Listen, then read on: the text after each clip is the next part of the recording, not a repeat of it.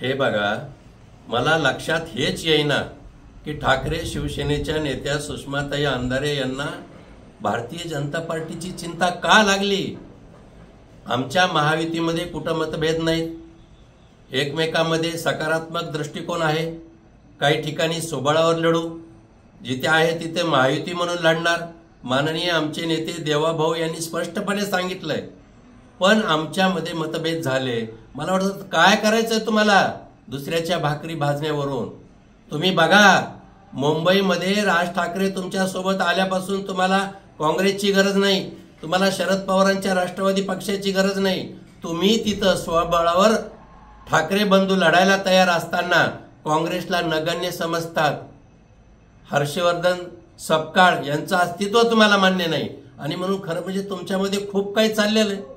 बरं, दुसरा प्रश्न असा की तुम्ही मुख्यमंत्री असताना उद्धवजी ठाकरे 2020ला भाजपाच्या 105 आमदाराला 1 कवडी रुपये दिली नाही आणि तुम्ही मात्र निधी खिरीसारखा वाटून घेतला आणि आता तुम्ही कोणत्या तोंडाने म्हणता की भाजपाच्या आमदाराला निधी मिळाला।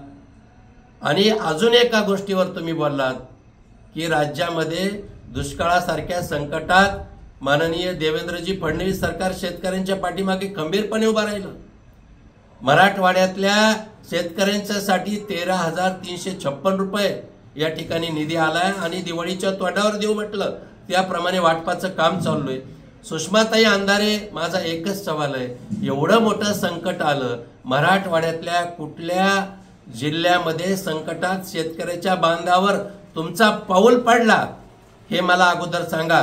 तोंड उचलून बोलायला येतं, कृतीमध्ये शून्यता आणि बोलण्यामध्ये वस्ताद, अशी तुमची भूमिका असते। एबीपी माझा, उघडा डोळे बघा नीट।